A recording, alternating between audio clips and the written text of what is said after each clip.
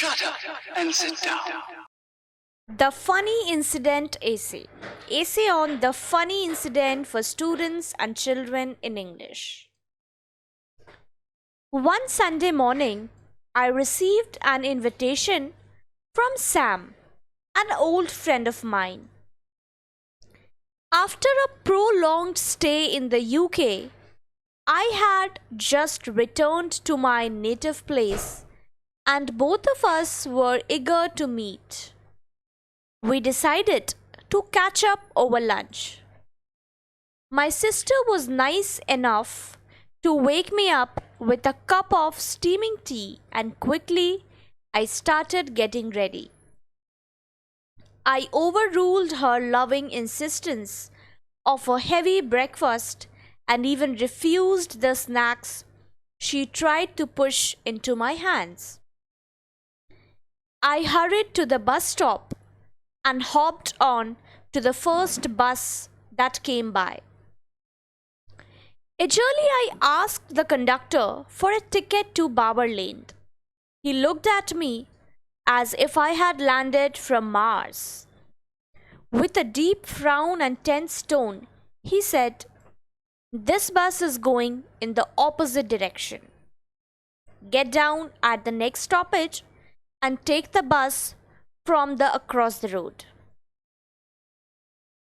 Feeling a right fool, I did exactly what the conductor had said.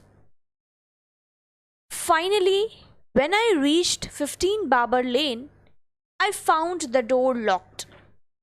I looked again to make sure that I had come to the right place. After some time, a neighbor of my friend came and asked me, "Why are you standing here? Do you want to meet someone?" I replied, "Yes, I want to see Mr. Sam living in flat number 15. He immediately replied, "But he changed his house last Wednesday and has gone to Arkepuram."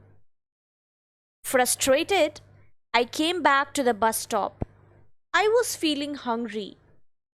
After some time, it started drizzling. I was now in a fix as to what to do.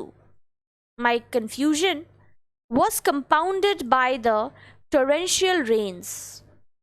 I had refused to have breakfast in the hope that I would have it at my friend's house. At this stage, my anger was mounting. I was cursing myself as well as my fate. But I controlled my anger. I made up my mind to meet Sam. An idea hit me. I called up the inquiry office, Arkepuram. The person on duty gave me Sam's address. I made my journey to Arkepuram and reached the number given by the inquiry office. I rang the doorbell. Thomas, a tiny tot, Sam's youngest brother, came out and greeted me with a "Hello, uncle." The moment I entered the drawing room, I saw Sam's parents sitting on the sofa. They offered me a seat and I sat comfortably. As I was about to talk about the invitation extended to me by Sam, Dolly, Sam's sister, came with tea. Now Sam's mother began to talk very politely. "Look, son, the invitation for tea was a joke. As you know, today is the 1st of April, All Fool's Day." I felt a right fool, but soon came over my guilt as I and Sam got carried away in our memories. We had tea to our heart's content. I rushed from their house as it was already dark. It was indeed the funniest day of my life.